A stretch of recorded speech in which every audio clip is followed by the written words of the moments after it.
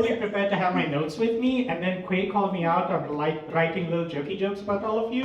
So I'm gonna have to check my watch for my actual notes like an absolute douchebag, okay? But Jason, I loved you on To Catch a Predator. Did I say something about you? Wait, fun fact, I also won a Peabody Award, but my days of professional water sports are over. Charlie, I love you. You're built like a crock pot full of Crisco. Hell yeah. That's right. Jeannie, do you always defend like the little delivery robots because they're the same size as you? Jeannie, fun fact about Jeannie, by the way, Jeannie never actually calls an Uber to go anywhere. They just DoorDash themselves in a little Coco robot.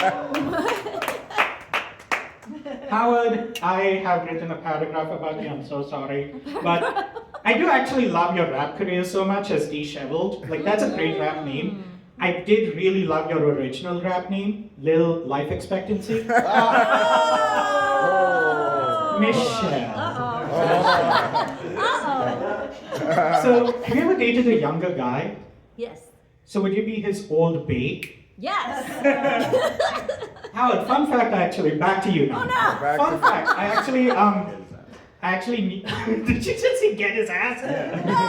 I'm trying to get in yours. Alright, Howard. Yes. I actually used to have like a regular hooker in NoHo. And you know what they say, ain't no ho like a no-ho ho. But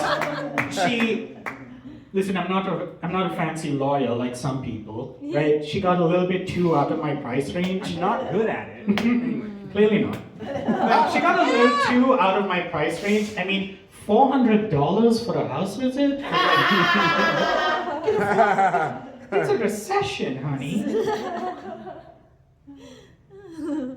See, lots of jokes about how I go to him. Oh my god! Listen, Michelle, back to you. I'm just hopping between you two now. Alright. But yeah, I actually once knew a guy who had an ankle monitor. Yeah. And fun fact, we were actually supposed to go out on a date to WeHo. And I didn't know about the ankle monitor until I was like, oh, I'm just going to call an Uber to WeHo. And he's like, oh, I can pick you up. I'm like, cool. I'm at this college. He's like, oh, I can't pick you up there. I'm like, what's up? He's like, can you come to like this area, like right outside the college? I'm like, yeah, I can do that. So I go to the area right outside the college. He picks me up. I'm like, so what's that about? Because this was a public school, by the way. And he just goes, oh, yeah, I have an ankle monitor, so I can't go into a public school. But he could go and party all night in WeHo. Which it seems to me that the priorities are a little backwards. Yeah. I love hearing stories about people who can't handle spicy food. I don't have that problem, you see. I am, in fact, better than you. So it's great to hear about stories from the other side. I do have a friend, she's white, also can't handle spicy food. Has anyone here ever tried Indian candy, by the way? So Indian candy is kind of like Mexican candy, except the spice kind of sneaks up on you. So I have this friend, he's white, and I gave him some Indian candy to try. And he tries it, and he just goes, you know, that was a great candy, but that weird spice at the end, like I was not expecting the spice. And I just go, Shane, it's called salt.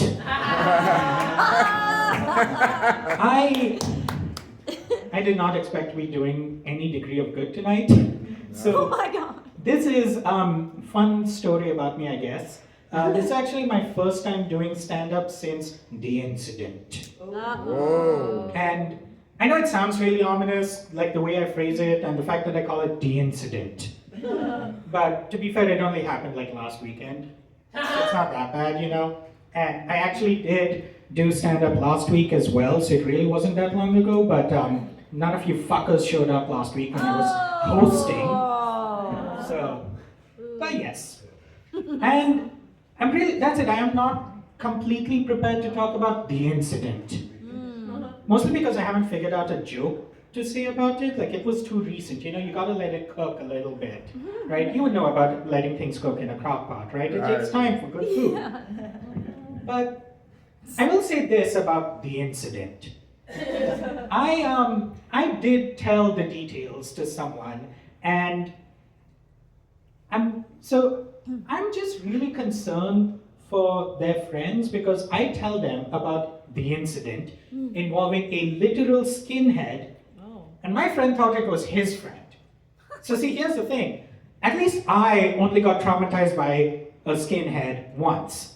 Shane Morgan back there apparently gets traumatized by a skinhead every other day. Is that really all I wrote about the incident? Sorry, I have to say it like that every fucking time now. The incident. Yeah, I did not expect to look like this much of a douche just checking my watch. But yeah, I will leave you with this. Kui, I love that you put your mic out for the that one line, like, you know, African Caucasian. But like, I am worried that one day she's going to put the mic out after your new sensation, and then I'm going to say the next line. All right, thank you and good night.